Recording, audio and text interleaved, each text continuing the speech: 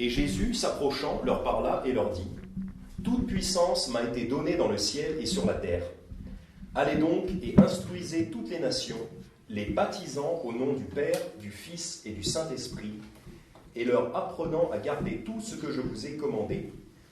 Et voici, je suis avec vous tous les jours jusqu'à la fin du monde. Amen. Donc là, on a ce qu'on appelle la Grande Commission, c'est-à-dire c'est les dernières instructions de Jésus à ses disciples, juste avant que Jésus s'en aille au ciel, où il est encore, Jésus est encore au ciel. Juste avant de monter au ciel, Jésus donne les dernières instructions à ses disciples, instructions très importantes pour aller évangéliser le monde entier. Et il leur dit au verset 19, « Allez donc et instruisez toutes les nations, les baptisant au nom du Père, du Fils et du Saint-Esprit, et leur apprenant à tout faire. » Voilà. C'est très important de noter que le baptême, le fait de baptiser les gens, c'est vraiment au milieu de cette chose. On les instruit, on les baptise, et ensuite on leur apprend à respecter toutes les choses que Jésus nous a commandées. Donc le baptême, c'est très important. On voit ici que c'est très très important. Et en fait, le temps qui est utilisé ici, les baptisants, je ne me souviens plus comment ça s'appelle en français, mais c'est un temps qui veut dire qu'en fait, vous faites cette chose-là en même temps que vous faites la chose précédente. C'est-à-dire, vous allez les baptiser en même temps que vous allez les instruire, que vous allez instruire toutes les nations. Donc en fait, ça veut dire que vraiment, ça va ensemble. Le baptême, ça va avec toute l'instruction qu'on donne aux gens, toute l'instruction chrétienne qu'on donne aux gens. Ça va vraiment ensemble. Donc c'est très important. Alors aujourd'hui, donc, on va étudier cette notion du baptême d'eau. Donc tout d'abord, en premier point, qu'est-ce que le baptême d'eau ? Qu'est-ce qu'on fait concrètement quand on baptise de ce baptême d'eau ?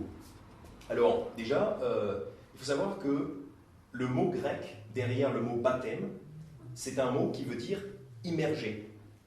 Le mot grec derrière le mot baptiser,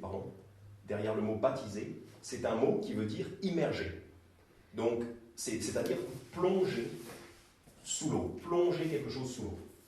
C'est pour ça que déjà, rien que dans le mot même, on sait déjà que ce n'est pas par un petit peu d'eau qui est aspergée sur le front d'une personne, comme c'est fait dans l'Église catholique.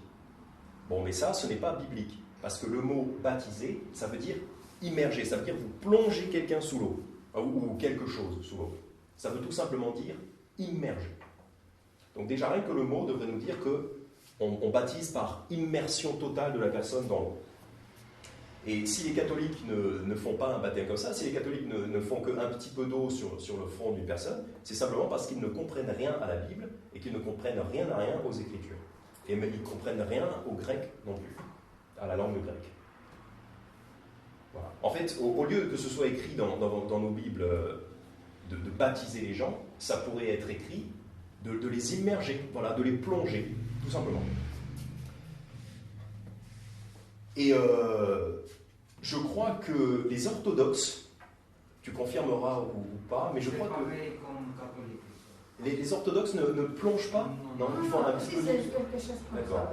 D'accord. Je croyais que les orthodoxes. Quelques églises, oui, quelques groupes, ils utilisent des tasses, oui, les enfants, mais en général, c'est pareil. Pourtant, j'avais entendu dire que les orthodoxes, ils lisaient la Bible en grec, donc en fait, ils lisaient immerger, qu'ils lisaient le mot qui voulait dire plonger quelqu'un sous l'eau. J'avais entendu dire ça. Mais bon. Je connais pas, peut-être. Ok. Mais bon, les orthodoxes font pareil. Ils ne comprennent rien à la Bible de toute façon. C'est pour ça qu'on est là, il faut leur apprendre tout ça. Pour ceux qui connaissent le mot baptiscaphe, donc un baptiscaphe, j'ai la définition ici. Un baptiscaphe est un appareil destiné à conduire des observateurs dans les grandes profondeurs sous-marines. Donc même en français, on a ce mot baptiscaphe. En fait, c'est un petit sous-marin, c'est un genre de petit sous-marin qui est un appareil qui permet d'aller sous l'eau. Donc on devrait savoir que rien qu'avec le mot baptiser, ça veut dire aller sous l'eau. Voilà. Donc, si vous voulez bien aller dans Marc chapitre 1, c'est juste la page suivante. Marc chapitre 1. verset 9. Donc là, c'est le baptême de Jésus. Marc chapitre 1, verset 9. Il arriva en ce temps-là que Jésus vint de Nazareth de Galilée et il fut baptisé par Jean dans le Jourdain. Et aussitôt, comme il sortait de l'eau, il vit les cieux s'ouvrir et le Saint-Esprit descendre sur lui comme une colombe. Donc Jésus est baptisé par Jean dans le Jourdain et aussitôt comme il sortait de l'eau. Donc s'il sort de l'eau, c'est qu'il est allé dans l'eau. C'est encore une preuve de plus que pour être baptisé, il faut aller dans l'eau. Voilà, ce n'est pas juste un petit peu d'eau qu'on va mettre sur la tête de quelqu'un. Ça, c'est absolument faux. Donc Jésus sort de l'eau parce qu'il est allé dans l'eau. Jean chapitre 3, verset 23. Jean chapitre 3, verset 23. Et c'est très important de bien montrer ça dans la Bible parce que nous, les baptistes, justement, pourquoi on a été appelés baptistes? C'est parce qu'on baptisait les gens. Des gens qui avaient été aspergés d'eau quand ils étaient bébés dans l'église catholique. Eh bien, nous, les baptistes, on rebaptisait ces gens-là, on baptisait ces gens-là quand ils se convertissaient. C'est pour ça qu'ils nous ont appelés les baptistes. Donc c'est très important de bien expliquer bibliquement ce que c'est que le baptême. Jean chapitre 3, verset 23. Et Jean baptisait aussi à Hénon, près de Salim, parce qu'il y avait là beaucoup d'eau, et on y allait pour être baptisé. Donc s'il suffisait juste d'un petit peu d'eau sur la tête de quelqu'un pour être baptisé, on pourrait le faire n'importe où, ça ne servirait à rien d'aller dans un endroit où il y a beaucoup d'eau. Et là on voit qu'il baptise dans un endroit où il y a beaucoup d'eau, parce qu'il faut beaucoup d'eau, il faut être plongé dans l'eau. Colossiens chapitre 2, verset 12. Non, allez d'abord dans Romains chapitre 6, c'est plus proche. Romains chapitre 6, verset 4. Romains chapitre 6, verset 4. On va le voir premièrement, puis ensuite on y reviendra. Romains chapitre 6, verset 4. Nous avons donc été ensevelis avec lui par le baptême en sa mort, afin que, comme Christ est ressuscité des morts par la gloire du Père, de même nous marchions, nous aussi, dans une vie nouvelle. Donc ce que je veux noter ici, c'est qu'il est dit, nous avons donc été ensevelis avec lui par le baptême. Donc enseveli, ça veut dire enterré. C'est pour ça qu'on va vraiment sous l'eau, on va complètement sous l'eau. On plonge complètement la personne sous l'eau. Parce qu'en fait, ça représente l'ensevelissement du Seigneur Jésus dans son tombeau. On verra ça plus tard. Colossiens chapitre 2, verset 12. Colossiens chapitre 2, verset 12. Donc vous avez Romains, 1 Corinthiens, 2 Corinthiens, Galates, Éphésiens, Philippiens, Colossiens. Colossiens chapitre 2, verset 12. On va revoir la même chose.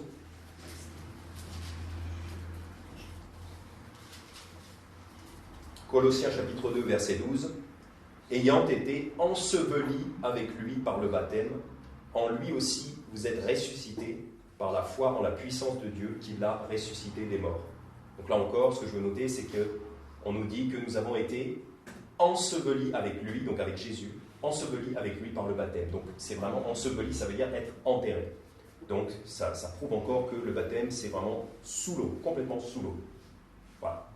Donc c'était le premier point. Donc le premier point, c'est que le baptême, ce n'est pas juste une petite aspersion de quelques gouttes sur le front de quelqu'un, mais c'est quelqu'un qui est entièrement plongé sous l'eau. Entièrement, le corps entier. Comme un enterrement. Deuxième point, qui peut être baptisé? Qui peut être baptisé? Est-ce que le baptême, c'est pour tout le monde? C'est pour tous les chrétiens. Ce n'est pas pour tout le monde, c'est pour tous les chrétiens. Donc, qui peut être baptisé? Allons dans Actes chapitre 8. Actes chapitre 8. Commençons à lire au verset 26. Donc, Actes chapitre 8. On a Matthieu, Marc, Luc, Jean, Actes. Actes chapitre 8. Donc, qui peut être baptisé? Actes chapitre 8, verset 26. Actes chapitre 8, verset 26. Or, un ange du Seigneur parla à Philippe et lui dit : Lève-toi et va vers le midi, sur le chemin désert qui descend de Jérusalem à Gaza. S'étant levé, j'ai commencé au verset 26, maintenant au verset 27. S'étant levé, il partit. Or voici, un Éthiopien, eunuque, grand ministre de Candace, reine d'Éthiopie, surintendant de tous ses trésors, venu à Jérusalem pour adorer, s'en retournait et, assis sur son chariot, lisait le prophète Ésaïe. Donc là, on a quelqu'un qui n'est pas sauvé et qui est en train de lire la Bible. Il est en train de lire Ésaïe. Alors l'Esprit dit à Philippe, « Approche-toi et rejoins ce chariot. » Et Philippe, étant accouru, entendit qu'il lisait le prophète Ésaïe, et il lui dit, « Comprends-tu bien ce que tu lis ? Tu lis la Bible, est-ce que tu comprends la Bible ? Toi qui n'es pas sauvé encore. » Il lui répondit, « Comment le pourrais-je si quelqu'un ne me guide ? Comment je peux comprendre la Bible si personne ne m'explique la Bible ?» Et il pria Philippe de monter et de s'asseoir auprès de lui, donc dans ce chariot. Or, le passage de l'Écriture qu'il lisait était celui-ci. Il a été mené à la tuerie comme une brebis, et comme un agneau muet devant celui qui le tombe, il n'a pas ouvert la bouche. Sa condamnation a été levée dans son abaissement. Mais qui pourra compter sa durée ? Car sa vie a été retranchée de la terre. En fait, c'est une citation d'Ésaïe 53, ça parle du Seigneur Jésus. Le Seigneur Jésus qui s'est laissé tuer pour nous, pour payer pour nos péchés. Verset 34. Et l'eunuque, prenant la parole, dit à Philippe, « Je te prie, de qui le prophète dit-il cela ? Est-ce de lui-même ou de quel autre ?» Donc le monsieur, l'eunuque, l'Éthiopien, ne sait même pas que ça parle de Jésus. C'est pour ça qu'il faut lui expliquer, parce qu'il ne le sait pas. Quelqu'un qui lit la Bible, qui n'est pas sauvé, ne comprend pas que ça parle de Jésus. Il faut leur expliquer. Verset 35. Philippe, prenant la parole et commençant par cet endroit de l'Écriture, lui annonça l'évangile de Jésus. Et comme ils continuaient leur chemin, ils rencontrèrent de l'eau. Et l'eunuque dit, « Voici de l'eau, qu'est-ce qui m'empêche d'être baptisé ?» Donc c'est ça la question de mon point numéro 2, c'est ça. Qui peut être baptisé ? Donc c'est la question de l'eunuque. « Voici de l'eau, qu'est-ce qui m'empêche d'être baptisé ?» Philippe vient juste de lui parler de l'évangile, il vient juste de lui parler de Jésus. Et donc maintenant, on vient au baptême. Qu'est-ce qui m'empêche d'être baptisé ? Et Philippe lui dit, « Si tu crois de tout ton cœur, cela t'est permis. » Donc, pour être baptisé, il y a une seule condition, c'est de croire de tout son cœur à l'évangile de Jésus-Christ. C'est ce que Philippe lui dit. « Si tu crois de tout ton cœur, cela t'est permis. Tu peux être baptisé. » Il n'y a pas d'autre condition. Il n'y a pas de condition de promettre de suivre Jésus ou d'avoir démontré des bonnes œuvres, d'avoir démontré qu'on était fidèle à l'Église. Il n'y a pas d'autre condition. Le baptême est immédiat après que quelqu'un ait mis sa foi en Jésus-Christ. La seule condition, c'est si tu crois de tout ton cœur, cela t'est permis. Et l'eunuque répondant dit, « Je crois que Jésus est le Fils de Dieu. » Tout simplement. Il croit que Jésus est le Fils de Dieu, il croit à l'Évangile, il peut donc être baptisé. Verset 38, « Et il commanda qu'on arrêtât le chariot, et ils descendirent tous deux dans l'eau, Philippe et l'eunuque, et Philippe le baptisa. » Donc là, au verset 38, on voit aussi qu'ils descendent dans l'eau. Donc encore une fois, on voit bien qu'il faut qu'il y ait de l'eau, il faut descendre dans l'eau. Ce n'est pas juste quelques gouttes sur la tête. Donc on voit au verset 37 que croire l'évangile, c'est la seule condition pour être baptisé. C'est pour ça aussi que le baptême des bébés, baptiser un bébé, c'est complètement absurde. Cela ne signifie rien, cela n'a aucun sens. Parce qu'un bébé ne peut pas croire, ne peut pas choisir de croire. Un bébé est innocent, n'a pas la conscience de son besoin d'être sauvé, encore. Donc un bébé ne peut pas décider de placer sa foi en Jésus-Christ. Donc, baptiser les bébés, c'est complètement absurde. C'est pour ça que nous ne baptisons que des personnes qui croient en Jésus-Christ, de par leur propre volonté. Les personnes se sont converties librement à Jésus-Christ, et là, on peut baptiser. C'est absolument absurde de forcer le baptême ou de baptiser quelqu'un qui ne comprend pas, comme un bébé, par exemple. Donc, croire est la seule condition pour être baptisé. En effet, car en croyant, dès qu'on place au moment, à l'instant où on place sa foi en Jésus, on obtient instantanément la vie éternelle et l'assurance du salut éternel. Jean chapitre 5, verset 24. Jean chapitre 5, verset 24. En vérité, je vous dis, donc c'est Jésus qui parle, Jean chapitre 5, verset 24, en vérité, je vous dis, que celui qui écoute ma parole et qui croit à celui qui m'a envoyé a la vie éternelle. Donc là, c'est vraiment au temps présent. Celui qui écoute ma parole, donc quand vous écoutez et qui croit à celui qui m'a envoyé, donc si vous croyez que le Père a bel et bien envoyé son Fils Jésus pour accomplir l'évangile, pour accomplir le salut des hommes, si vous croyez ça, à la vie éternelle, c'est au présent. Donc à ce moment-là, vous recevez instantanément la vie éternelle. Et il ne vient point en jugement, mais il est passé de la mort à la vie. Donc il y a un instant, quand vous placez votre foi en Jésus, vous êtes passé de l'état de mort spirituelle à la vie. C'est un instant, c'est une nouvelle naissance instantanée. Ce n'est pas un processus, comme certains voudraient le faire croire. Et c'est faux. C'est un instant, c'est instantané, c'est immédiat. Vous êtes passé de la mort à la vie. Et donc, comme vous êtes passé de la mort à la vie, vous pouvez vous faire baptiser pour représenter ce passage de la mort à la vie. Mais quand est-ce qu'on se fait baptiser? Revenez dans Actes chapitre 8. Donc on est dans Actes chapitre 8.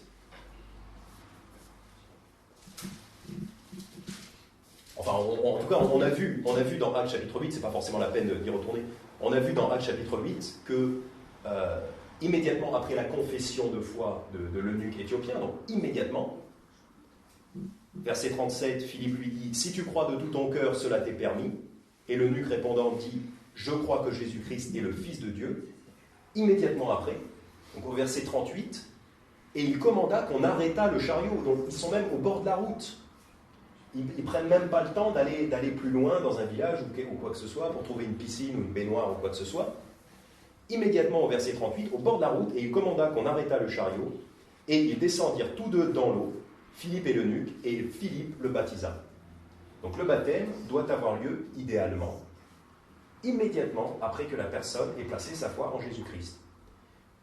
Il y a certaines églises qui vont vous donner des cours de baptême pendant plusieurs mois. Je connais même une qui donnait des cours de baptême pendant 6 mois. Et moi, ce que je me demande, c'est est-ce qu'il faut aussi longtemps que ça pour apprendre à nager? Est-ce qu'il faut aussi longtemps que ça pour apprendre à nager? Là, on voit bien que l'Éthiopien, il n'a pas eu besoin de 6 mois pour se faire baptiser. C'est vraiment immédiat. Bon, après, on peut comprendre que on use de prudence avec certaines personnes, parce qu'il y a des gens qui disent qu'ils croient et qu'en fait, en vérité, ils ne croient pas. Donc, des fois, certains veulent être un petit peu prudents et attendre un petit peu avant de baptiser pour être sûr que la personne a vraiment cru.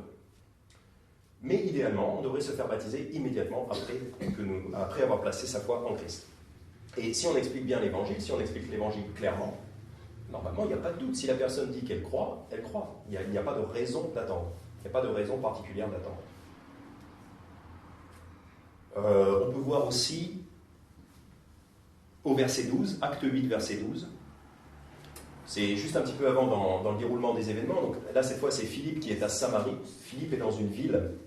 Il est en train de prêcher l'évangile à Samarie. Acte 8, verset 12. Donc, acte 8, verset 12. Mais quand ils eurent cru à Philippe qui leur annonçait la bonne nouvelle de ce qui concerne le royaume de Dieu et le nom de Jésus-Christ, ils furent baptisés, tant les hommes que les femmes. Donc, c'est très clair, quand ils eurent cru à ce que disait Philippe, donc quand ils eurent cru au message de l'Évangile, ils furent baptisés, tant les hommes que les femmes. Donc, immédiatement. Voilà, il n'y a pas d'attente, c'est immédiat. Idéalement, ça doit être immédiat. C'est le modèle biblique. Acte chapitre 2. Acte chapitre 2. Donc, quelques pages avant. Acte chapitre 2.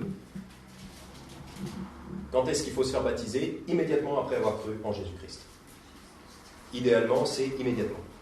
Bon, après, c'est vrai que dans les faits, des fois, on attend un petit peu pour inviter la famille, les amis, etc. Mais le modèle biblique, c'est un baptême immédiat. Acte 2, verset 41. Acte 2, verset 41. Donc cette fois, c'est juste après le discours de Pierre, le jour de la Pentecôte. Donc le jour de la Pentecôte, l'apôtre Pierre fait un discours où il prêche Jésus, il prêche l'Évangile. Et donc à la fin de ce discours, après ce discours, au verset 41, il est dit « Ceux donc qui reçurent de bon cœur sa parole furent baptisés. Et ce jour-là, environ 3000 âmes furent ajoutées aux disciples. » Donc là, pareil, ceux donc qui reçurent de bon cœur sa parole furent baptisés. Enfin, immédiatement. Il n'y a pas 6 mois de cours de baptême. Et notez bien qu'il est dit ceux qui reçurent de bon cœur sa parole. Parce qu'il y en a qui reçoivent la parole, mais qui, de par leurs inquiétudes et de par leur manque de zèle pour Dieu, refusent de se faire baptiser. Même s'ils ont cru, certaines personnes refusent de se faire baptiser immédiatement. Ça, c'est parce qu'ils ont reçu la parole, certes, mais leur cœur est encore un peu... peut-être qu'ils ont peur, ou peut-être qu'ils n'ont pas bon cœur envers Dieu, ils n'ont pas de zèle envers Dieu. Ils retardent leur baptême. Mais si vous avez bon cœur, voilà ce que vous dit la Bible, si vous avez bon cœur, si vous recevez sa parole de bon cœur, faites-vous baptiser immédiatement. N'attendez pas. Donc, qu'est-ce que le baptême d'eau? Donc le baptême d'eau, c'est un plongeon total sous l'eau. Qui peut être baptisé? Les croyants, voilà, ceux qui ont placé leur foi en Jésus-Christ. Et pas les non-croyants.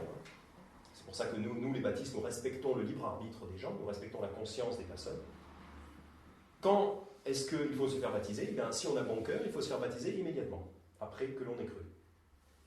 4e point, qu'est-ce que le baptême représente? Qu'est-ce que le baptême représente? Qu'est-ce que c'est? Qu'est-ce que je dis quand je me fais baptiser?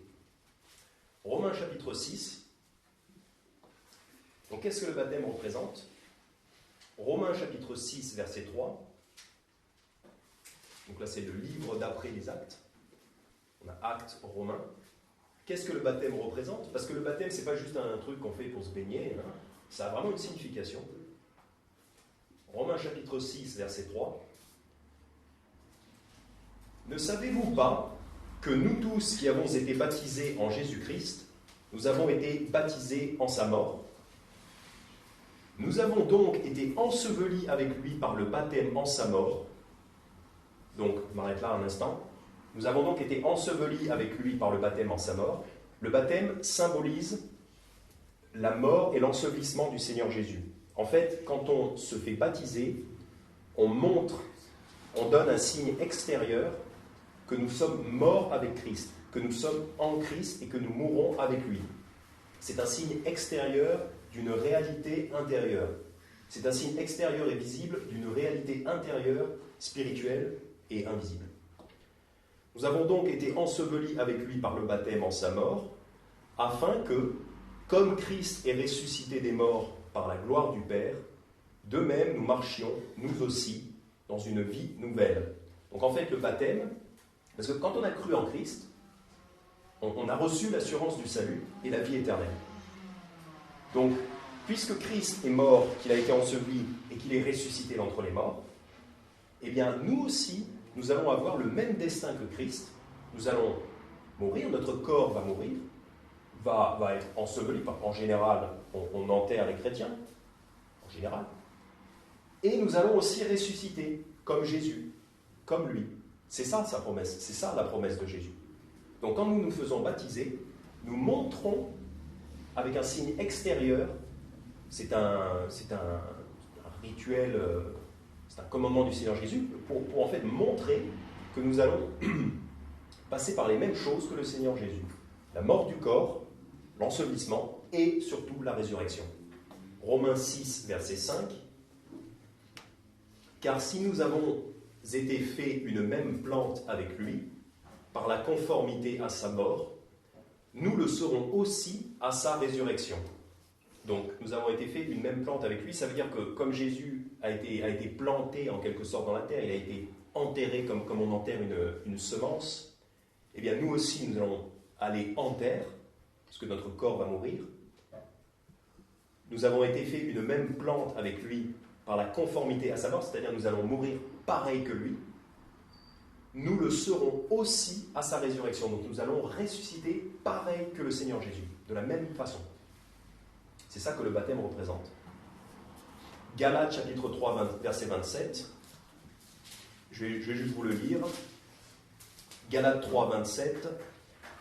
Car vous tous qui avez été baptisés en Christ, vous avez revêtu Christ. Donc quand on a cru en Jésus-Christ, on a revêtu Christ, c'est-à-dire qu'on s'identifie à Christ, on est comme Christ, donc on a le même destin que lui. C'est ça. Et Colossiens chapitre 2, verset 12, donc on y était tout à l'heure, mais on va y revenir, on va le regarder encore une fois. Colossiens chapitre 2, verset 12. Colossiens 2, verset 12. Ayant été ensevelis avec lui par le baptême, en lui aussi vous êtes ressuscités par la foi en la puissance de Dieu qui l'a ressuscité des morts. Donc là, c'est intéressant aussi de noter qu'il nous dit, en lui aussi, donc en Jésus, en lui aussi vous êtes ressuscités. Ça, c'est du temps présent. C'est très intéressant de noter que c'est du temps présent. Vous êtes ressuscités. Pourtant, on pourrait se dire, mais je ne suis pas encore ressuscité. Je ne suis pas encore ressuscité. J'ai encore ce vieux corps faible et pécheur. Je ne suis pas encore ressuscité. Mais pourtant, ici, Dieu nous en parle au présent, comme si c'était déjà fait, parce que pour Dieu, quand Dieu a promis quelque chose, c'est comme si c'était fait. C'est pour ça qu'on peut avoir confiance en Dieu, parce que quand Dieu nous fait une promesse, c'est comme si c'était fait. C'est pour ça qu'ici, il nous dit, ayant été ensevelis avec lui par le baptême, en lui aussi, vous êtes ressuscités. Il ne dit pas vous serez ressuscités, il dit vous êtes ressuscités. Parce qu'en fait, c'est tellement sûr et certain avec Dieu qu'il peut le dire au temps présent. Même si, de fait, on n'est pas encore ressuscité. On attend encore la résurrection, on attend encore notre nouveau corps. Et il en parle au présent parce que c'est comme si c'était fait, en fait. C'est une promesse qui est sûre et certaine. Donc, le baptême représente, tout simplement, c'est une représentation extérieure, donc c'est un signe extérieur. C'est pour ça que souvent on le fait en public, c'est pour le montrer à un maximum de personnes. Le baptême d'eau est une représentation extérieure d'un état intérieur, c'est-à-dire le fait d'être sauvé, et c'est une représentation du fait que vous avez la foi qu'il va vous arriver ces choses-là. J'explique. Je crois en Christ, je crois l'Évangile. Donc, j'ai confiance en Jésus. Donc, je crois que je vais certes mourir, mon corps va mourir, mais je vais ressusciter grâce à la promesse de Jésus-Christ. Donc, puisque j'ai cette confiance, je me fais baptiser pour le montrer à tout le monde. Je montre à tout le monde que j'ai cette confiance, que je vais aller sous terre et que je vais revenir. C'est ça. Je montre ma confiance en Dieu et je montre extérieurement ce qu'il y a à l'intérieur, dans ma foi intérieure. Donc je crois que je suis mort avec Christ et que je vais aussi ressusciter avec lui. J'ai cette confiance, donc je me fais baptiser d'eau. C'est comme pour montrer quelque chose qui va vous arriver dans le futur, en fait. Vous montrez ce qui va vous arriver dans le futur, c'est-à-dire la résurrection. Donc, le baptême donc, représente la mort et l'ensevelissement et la résurrection du Seigneur Jésus, qui va aussi nous arriver à nous. Donc pourquoi le baptême? Pourquoi on se fait baptiser? Donc déjà, bon, c'est pour symboliser donc, ceci, la mort et la résurrection du Seigneur Jésus, qui va aussi nous arriver la même chose. Mais donc mon cinquième point, c'est pourquoi, donc quelles sont les autres raisons pour lesquelles vous devriez vous faire baptiser après avoir cru? Éphésiens chapitre 4. Éphésiens chapitre 4. Pourquoi donc, quelles sont les autres raisons pour se faire baptiser? Éphésiens chapitre 4. Éphésiens chapitre 4, commençant à lire au verset 1. Éphésiens chapitre 4, verset 1. Je vous exhorte donc, moi, le prisonnier du Seigneur, à vous conduire d'une manière digne de la vocation qui vous a été adressée, en toute humilité et douceur, avec un esprit patient, vous supportant les uns les autres avec charité, vous appliquant à conserver l'unité de l'esprit par le lien de la paix. Donc là, il nous dit, voilà, soyez unis entre vous, les chrétiens, soyez un, soyez unis, soyez d'accord les uns avec les autres. Verset 4, il y a un seul corps et un seul esprit, comme aussi vous êtes appelés à une seule espérance par votre vocation. Un seul Seigneur, une seule foi et un seul baptême. Un seul Dieu et Père de tous, qui est au-dessus de tous, et par tous, et en vous tous. Donc là, il nous dit, voilà, au verset 5, il y a un seul Seigneur, une seule foi, un seul baptême. Donc il y a un seul baptême, c'est-à-dire qu'il n'y a qu'une seule façon de se faire baptiser, et c'est une chose que tous les chrétiens ont en commun. Tous les chrétiens ont en commun ce même baptême, cet ensevelissement sous l'eau, et cette sortie de l'eau qui symbolise leur ensevelissement sous terre un jour, et leur future résurrection. Tous les chrétiens ont en commun ce même baptême. Donc s'il faut se faire baptiser, c'est aussi pour montrer votre union avec tous les chrétiens. C'est pour montrer votre union avec tous les chrétiens. Deuxième raison pourquoi il faut se faire baptiser, je vous invite à aller dans Jean chapitre 1. Jean chapitre 1. Matthieu, Marc, Luc, Jean. Jean chapitre 1, verset 25. Jean chapitre 1, verset 25. Ils lui demandèrent, « Pourquoi donc baptises-tu, si tu n'es ni le Christ, ni Élie, ni le prophète ?» Jean leur répondit et dit, « Pour moi, je baptise d'eau, mais il y a quelqu'un parmi vous que vous ne connaissez point. C'est celui qui vient après moi et qui est au-dessus de moi, et je ne suis pas digne de délier la courroie de ses souliers. » Ces choses se passèrent à Betharaba, au-delà du Jourdain, où Jean baptisait. Le lendemain, Jean vit Jésus qui venait à lui, et il dit, « Voici l'agneau de Dieu qui ôte le péché du monde. » Donc ça c'est Jésus. Jésus est l'agneau de Dieu qui enlève le péché du monde. « C'est celui dont je disais, il vient après moi un homme qui est au-dessus de moi, car il était avant moi. Et pour moi, je ne le connaissais pas, mais je suis venu baptiser d'eau, afin qu'il soit manifesté à Israël. » Donc là, au verset 31, pourquoi Jean baptisait d'eau ? Eh bien, afin que Jésus soit manifesté à Israël, afin de rendre témoignage à Jésus. Car le baptême, encore une fois, c'est un témoignage, c'est une façon de montrer ce que Jésus a fait. Donc, quand nous nous faisons baptiser, c'est aussi une façon de témoigner de notre foi et de témoigner à toute notre famille et tous les gens qui seraient spectateurs. C'est encore une façon de rappeler l'Évangile. C'est pour ça que Jean baptisait. Verset 31, et pour moi, je ne le connaissais pas. Donc en fait, Jean ne savait pas qui était Jésus précisément. Il ne savait pas si ce serait cette personne-là, ou cette personne-là, ou cette personne-là. Il ne savait pas précisément qui était Jésus. Mais il baptisait pour rendre témoignage à Jésus. Et en même temps que Jean baptisait, il disait qu'après lui, il allait venir quelqu'un de plus puissant que lui, c'est-à-dire Jésus-Christ. Donc le baptême est toujours bien entendu accompagné de la prédication de Jésus. Donc on annonce l'évangile en même temps qu'on baptême. Ces choses-là qu'on baptise, ces choses-là vont ensemble, bien sûr. Verset 32. Jean rendit encore ce témoignage, disant, « J'ai vu l'Esprit descendre du ciel comme une colombe, et il s'est arrêté sur lui. » Donc en fait, ça fait référence, quand Jean a vu l'Esprit descendre, donc le Saint-Esprit de Dieu descendre du ciel comme une colombe, et s'arrêter sur Jésus, ça fait référence au baptême de Jésus. Donc on va regarder le baptême de Jésus, Matthieu chapitre 3. Matthieu chapitre 3, pour regarder le baptême de Jésus, car même le Seigneur Jésus s'est fait baptiser. Même le Seigneur Jésus s'est fait baptiser. Matthieu chapitre 3, verset 13. Matthieu 3, verset 13. Alors Jésus vint de Galilée au Jourdain vers Jean pour être baptisé par lui. Mais Jean s'y opposait en disant, « C'est moi qui ai besoin d'être baptisé par toi, et tu viens à moi ?» Donc en fait là, Jean le Baptiste fait preuve d'humilité. Il dit, « C'est toi Jésus qui est supérieur à moi, tu es supérieur à moi, car Jésus est supérieur à chacun d'entre nous. Tu es supérieur à moi, Jésus, j'ai besoin de ta bénédiction, j'ai besoin que ce soit toi qui s'occupe de moi, en gros. J'ai besoin d'être baptisé par toi, et tu viens à moi. » Jean a cette humilité-là.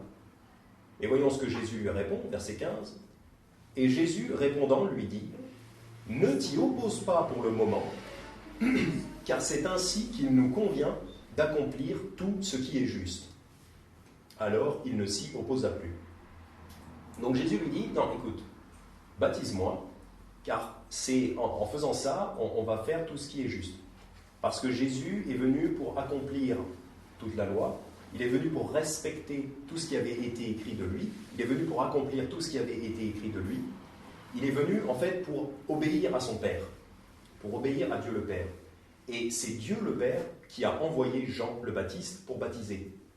Donc en fait Jésus, en étant baptisé par Jean le Baptiste, montre en fait sa soumission à son Père. Jésus montre sa soumission à l'autorité de son Père, qui avait envoyé Jean le Baptiste pour baptiser.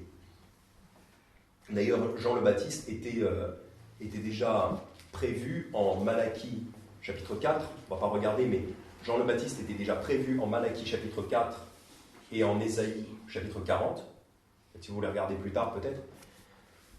Donc Dieu, le Père, avait déjà prévu que Jean le Baptiste allait venir. Donc en fait, Jésus, en acceptant d'être baptisé par Jean le Baptiste, Jésus montre sa soumission à l'Ancien Testament et à son Père. C'est très important. Parce que Jésus n'est pas arrivé en son propre nom, Jésus n'est pas arrivé pour se faire valoir lui-même, mais Jésus est venu pour obéir à son Père et pour accomplir toutes les Écritures. Donc il fallait que Jésus respecte le baptême de Jean. Et donc continuons à lire, donc Matthieu 3, verset 16. « Et quand Jésus eut été baptisé, il sortit aussitôt de l'eau. » Donc là encore une fois, on voit qu'il sort de l'eau. Donc s'il sort de l'eau, c'est qu'il a dû y rentrer entièrement. « Et quand Jésus eut été baptisé, il sortit aussitôt de l'eau, et à l'instant, les cieux s'ouvrirent à lui, et il vit l'Esprit de Dieu descendant comme une colombe et venant sur lui. » Donc les cieux s'ouvrirent, donc on voit comme une fenêtre dans le ciel, et le Saint-Esprit de Dieu qui descend comme une colombe, qui se pose sur Jésus, qui vient sur Jésus. Verset 17, et voici une voix des cieux qui dit, « Celui-ci est mon Fils bien-aimé, en qui j'ai pris plaisir. » Donc en fait, juste après son baptême, il y a la voix de Dieu le Père qui vient directement dire « Celui-ci est mon Fils bien-aimé, en qui j'ai pris plaisir. » Donc en fait, Dieu le Père approuve Jésus-Christ juste après son baptême. Donc c'est très important. Voilà, Jésus se fait baptiser au début de son ministère, et juste après le baptême, on voit que Dieu, son Père, l'approuve.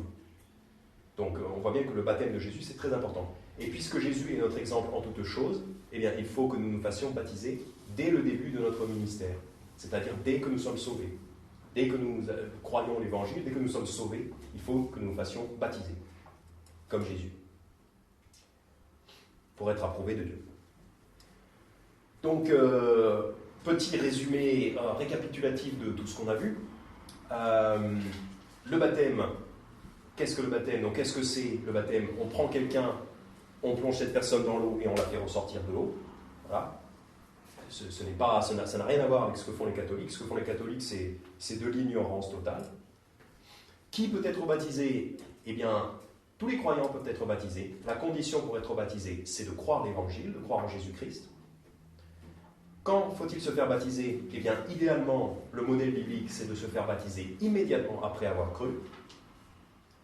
Qu'est-ce que le baptême représente? Eh bien, le baptême est une démonstration extérieure d'une réalité intérieure, c'est-à-dire je me baptise car je crois que je vais mourir comme Christ, que je vais être enseveli sous l'eau, enfin sous terre, et que je vais ressusciter. Donc je ressors de l'eau pour montrer que j'ai confiance que je vais ressusciter. Et pourquoi on doit se faire baptiser? Plusieurs raisons. Bien, pour montrer notre union avec tous les chrétiens du monde entier. Il n'y a qu'un seul baptême, qu'une seule façon de se faire baptiser. Nous nous faisons baptiser aussi afin de rendre encore témoignage à Jésus et à ce qu'il a fait. Et nous nous faisons baptiser aussi car Jésus nous en a donné l'exemple. Et pour montrer que nous nous soumettons à l'autorité de Dieu, tout comme Jésus s'est soumis à l'autorité de Dieu quand il s'est fait baptiser. Et pour finir, on va voir des fausses doctrines associées au baptême, parce qu'il y a certaines personnes qui prétendent que pour être sauvé, il faut être baptisé. Certaines personnes prétendent que vous ne pouvez pas être sauvé tant que vous n'êtes pas baptisé. Donc ça, c'est absolument faux. Ce serait un salut par les œuvres. S'il fallait être baptisé pour être sauvé, ce serait un salut par les œuvres. Car en beaucoup d'époques, le baptême, c'est une œuvre, c'est quelque chose que nous faisons. C'est un rituel que nous faisons. Donc ça vient de l'homme, c'est quelque chose que l'homme fait. Donc s'il fallait être baptisé pour être sauvé, ce serait un salut par les œuvres. Le salut n'est pas par les œuvres. Et en certaines époques, se faire baptiser, c'était puni de mort par certaines autorités religieuses, comme par exemple à certaines époques, des catholiques allaient vous punir de mort si vous vous faisiez baptiser. Donc s'il fallait se faire baptiser pour être sauvé, évidemment, ce serait une œuvre. Mais certaines personnes enseignent qu'il faut se faire baptiser pour être sauvé, ce qui est absolument faux. Nous allons voir quel passage ils utilisent. Donc ils utilisent Jean chapitre 3 pour soi-disant prouver, donc pour essayer de prouver qu'il faut être baptisé pour être sauvé. Évidemment, ça ne marche pas, mais ils essayent quand même. Jean chapitre 3, voilà ce qu'ils utilisent. Jean chapitre 3, commençons au verset 3. Donc c'est quand Jésus parle de la nouvelle naissance, la nécessité d'une nouvelle naissance. Jean chapitre 3, verset 3. Jésus lui répondit, « En vérité, je te dis, que si un homme ne naît de nouveau, il ne peut voir le royaume de Dieu. » Nicodème lui dit, « Comment un homme peut-il naître quand il est vieux? Peut-il rentrer dans le sein de sa mère et naître une seconde fois ?» Donc Nicodème ne comprend rien, il ne comprend rien aux choses spirituelles. Jésus répondit, « En vérité, je te dis, que si un homme ne naît d'eau et d'esprit, il ne peut entrer dans le royaume de Dieu. » Et là, certaines personnes, des faux prophètes, des faux enseignants, vont vous dire, regardez, il faut naître d'eau et d'esprit. Donc, il faut à la fois croire en Jésus et naître d'eau, donc être baptisé. En fait, ils disent que naître d'eau, cela veut dire être baptisé. Et ils vous diront donc, regardez, il faut être baptisé pour être sauvé. C'est faux, tout simplement parce que la réponse nous est donnée au verset suivant. Verset 6, « Ce qui est né de la chair est chair, ce qui est né de l'esprit est esprit. » En fait, Jésus nous dit, au verset 5, il nous dit, il faut que tu sois né d'eau et d'esprit. Au verset 6, il nous dit, il y a une naissance de la chair et une naissance de l'esprit. Ça veut dire que, en fait, il fait un parallèle, il explique ce que c'est. En fait, naître d'eau, cela veut dire naître de la chair. Pourquoi? Parce que quand une dame accouche, quand une dame met au monde un enfant, eh bien, elle perd les os. Parce que l'enfant est dans le ventre de sa mère, il est dans l'eau, dans de l'eau. C'est pour ça qu'en fait, quand quelqu'un... en fait, la naissance d'eau dont Jésus parle ici, c'est tout simplement la naissance, votre naissance de la chair, c'est-à-dire votre naissance quand vous êtes né de votre maman. Voilà. Cela n'a rien à voir avec le baptême. Jésus l'explique au verset 6. Ce qui est né de la chair est chair, et ce qui est né de l'esprit est esprit. Donc en fait, ce que Jésus nous dit, c'est que si vous voulez aller au paradis, il faut être né deux fois. D'abord de l'eau, c'est-à-dire de la chair, c'est-à-dire de votre maman. Il faut exister dans ce monde d'abord. Et ensuite, il faut avoir une nouvelle naissance de l'esprit, une naissance spirituelle, qui est donc quand vous placez votre foi en Jésus-Christ. Voilà, tout simplement. Ça n'enseigne absolument pas qu'il faut être baptisé pour être sauvé. Ça enseigne qu'il faut d'abord naître dans ce monde pour être sauvé, et ensuite il faut placer sa foi en Jésus-Christ. Donc, autre verset qui va être utilisé pour enseigner faussement qu'il faut être baptisé pour être sauvé. Marc chapitre 16. Encore un enseignement fou, mais il faut voir ces choses-là, justement, parce que comme ça, si quelqu'un vous dit ça, eh bien, vous saurez quoi répondre. Parce que certaines personnes, qui sont des personnes non sauvées, qui sont des faux enseignants, des faux prophètes, ils vont essayer de vous enseigner des mensonges. Voilà. Donc il faut savoir, il faut être prévenu. Il faut être capable de leur répondre. Marc chapitre 16, verset 15. Marc chapitre 16, verset 15. Donc autre verset qui va être tordu par certaines personnes mal intentionnées. Marc 16, verset 15. Et il leur dit, donc Jésus donne ses instructions à ses disciples, et il leur dit, allez par tout le monde et prêchez l'évangile à toute créature. Verset 16. Celui qui croira et sera baptisé sera sauvé, mais celui qui ne croira point sera condamné. Donc, certaines personnes mal intentionnées vont vous dire que, vous voyez au verset 16, celui qui croira et sera baptisé sera sauvé. Vous voyez, il faut se faire baptiser pour être sauvé. Bon, mais par contre, il est dit, celui qui ne croira point sera damné. Je vais vous présenter un petit peu de raisonnement logique. Si vous connaissez un petit peu la logique, si on avait un tableau, j'aurais dessiné au tableau. Il n'y a pas de tableau. Donc, est-ce que vous connaissez un peu ce que c'est que tout le monde sait ce que c'est que la logique. Si vous avez un élément A plus un élément B entraîne un élément C. C'est une logique. Par exemple, je mets un chat dans une petite pièce, je mets un chien dans cette même petite pièce, eh ben, ça entraîne la bagarre. C'est un exemple de logique. Ou alors ça peut être plus simple. Ça peut être si je cours vers là-bas sans ouvrir la porte, je vais me cogner à la porte. Voilà, c'est des exemples de logique. Donc là, ce qu'on a en Marc, chapitre 16, verset 16, celui qui croira et sera baptisé sera sauvé. C'est ça qui est écrit. Si vous croyez plus si vous êtes baptisé, cela entraînera que vous serez sauvé. Mais, en même temps de ça, à d'autres endroits de la Bible, qui sont tout aussi valables, vous avez une centaine de versets qui vous disent, si tu crois, tu es sauvé. Tout simplement.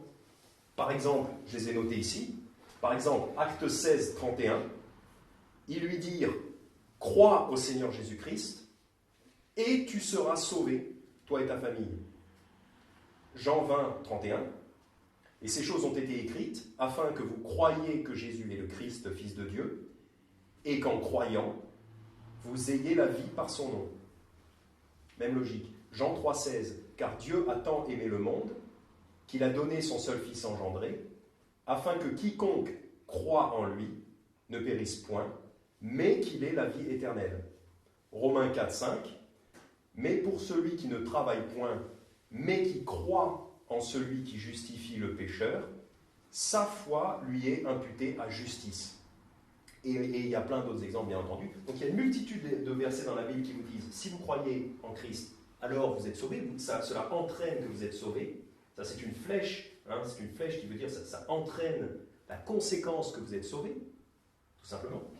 Eh bien, ça veut tout simplement dire que si on vous dit crois et sois baptisé et tu seras sauvé, ça veut tout simplement dire que cet élément-là, eh bien, il ne sert à rien dans cette suite logique. Cet élément-là vaut 0, en fait. En plus, c'est un B, ça tombe bien. Pour le baptême, le baptême, dans cette suite logique-là, le baptême n'a aucune importance. C'est comme s'il valait 0. Voilà. Donc ça pourrait très bien se résumer à A entraîne C. Le baptême n'a pas de puissance dans cette logique-là. Le baptême n'a pas de... Voilà, si vous avez ces deux équations, ça veut tout simplement dire que B n'a aucune espèce d'importance ici.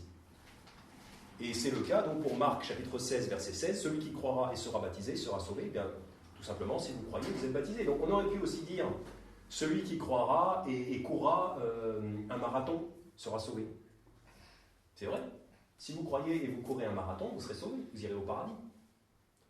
Et le marathon n'a rien à voir là-dedans, mais bon, vous pouvez aussi dire, celui qui croit et roulera en 205 sera sauvé.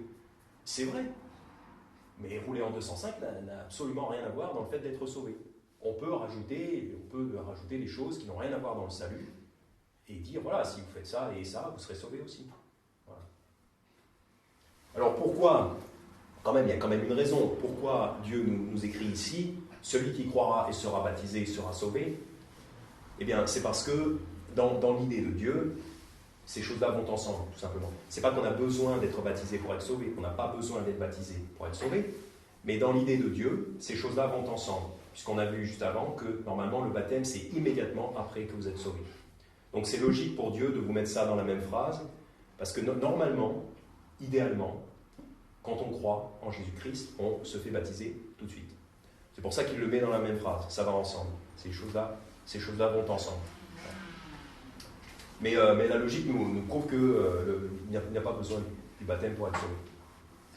Voilà, c'est évident.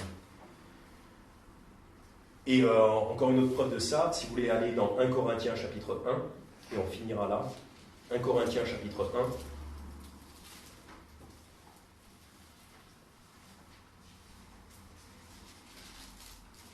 Voilà. La logique, c'est vous croyez, vous vous faites baptiser. Tout de suite après. 1 Corinthiens chapitre 1. 1 Corinthiens chapitre 1, verset 14. 1 Corinthiens chapitre 1, verset 14. Je rends grâce à Dieu. Donc là, c'est Paul qui parle, l'apôtre Paul. je rends grâce à Dieu de ceux que je n'ai baptisé aucun de vous, sinon Crispus et Gaius, afin que personne ne dise que j'ai baptisé en mon nom. J'ai encore baptisé la famille de Stéphanas. Du reste, je ne sais si j'ai baptisé quelque autre personne. Car ce n'est pas pour baptiser que Christ m'a envoyé. Quoi ? Ce n'est pas pour baptiser que Christ m'a envoyé, mais c'est pour annoncer l'évangile. Non avec la sagesse du langage, afin que la croix de Christ ne soit pas rendue inutile. Donc là, ce que nous dit l'apôtre Paul, c'est intéressant, il nous dit, ce n'est pas pour baptiser que Christ m'a envoyé, mais c'est pour annoncer l'évangile. Donc s'il fallait être baptisé pour être sauvé, évidemment que Paul aurait été envoyé pour baptiser. Mais là, cette phrase-là nous montre bien que être baptisé, ce n'est pas nécessaire à être sauvé, puisque Paul dit, voilà, moi, mon job, mon travail, mon rôle, mon travail principal, c'est de prêcher l'évangile. C'est ça mon rôle principal. Et prêcher l'évangile, ça suffit pour que quelqu'un soit sauvé. Si quelqu'un croit l'évangile, cette personne est sauvée. Paul dit, voilà, ce n'est pas mon rôle de baptiser. S'il fallait être baptisé pour être sauvé, eh bien, cette phrase-là n'aurait pas de sens. Paul aurait dit quelque chose comme « j'ai été envoyé pour prêcher l'évangile et pour baptiser ». Mais non, ce n'est pas le cas. Alors, ce qui est intéressant de noter dans ce passage aussi, c'est que, au verset 14, « Je rends grâce à Dieu de ce que je n'ai baptisé aucun de vous, sinon Crispus et Gaius. » Pourquoi ? Verset 15, « Afin que personne ne dise que j'ai baptisé en mon nom. » Donc c'est intéressant, en fait, Paul était célèbre, Paul était une célébrité. Donc en fait, il n'a pas baptisé. L'objectif, c'était de ne pas permettre que quelqu'un accorde trop d'importance à qui fait le baptême. En fait, ça nous montre que... Parce que la Bible ne dit pas forcément très clairement qui peut faire le baptême, qui peut faire le baptême. Alors qui peut être baptisé, elle nous le dit, ce sont les croyants. Mais la Bible n'est pas très claire quant à qui peut faire le baptême. Mais Paul dit, voilà, c'est bien que moi, je n'ai pas fait les baptêmes, parce que sinon, le risque, c'est qu'ensuite, il y a des gens qui vont dire, moi, j'ai été baptisé par Paul, moi, j'ai été baptisé par Apollos, etc., etc. Et ça risquerait de faire différents clans, différents clans, et ça risquerait de créer des divisions si quelqu'un voulait dire, j'ai été baptisé par cette célébrité-là, parce que Paul était célèbre. Donc je suis meilleur que toi parce que j'ai été baptisé par Paul. Paul ne voulait pas ça, donc il a dit, ok, moi je ne baptiserai pas. Et c'était probablement un de ses compagnons qui baptisait, c'était probablement Barnabas, ou quand il était avec Silas, ou Barnabas, ou un collègue à lui qui baptisait. Mais Paul dit que, voilà, il n'a pas baptisé. Et au verset 16, c'est rigolo parce qu'au verset 15, il dit, au verset 14, il dit, je n'ai baptisé aucun de vous, sinon Crispus et Gaius. Et après, au verset 16, il dit « J'ai encore baptisé la famille de Stéphanas ». En fait, pour lui, ce n'est pas très important. Il dit « J'ai baptisé personne. » Ah si, oui, j'ai baptisé, machin, ouais, voilà. Parce qu'il s'en rappelle après. Il s'en rappelle après parce que pour lui, ce n'est pas très important. Voilà, ce n'est pas très important qui a baptisé. Et c'est pareil pour nous, hein, ce n'est pas très important qui nous a baptisés. Ce qui est très important, c'est d'avoir cru en Christ et d'être baptisé par quelqu'un qui est sauvé, par quelqu'un qui partage la même foi. Mais c'est pas très important que ce soit Billy ou Tim ou n'importe qui vous baptise.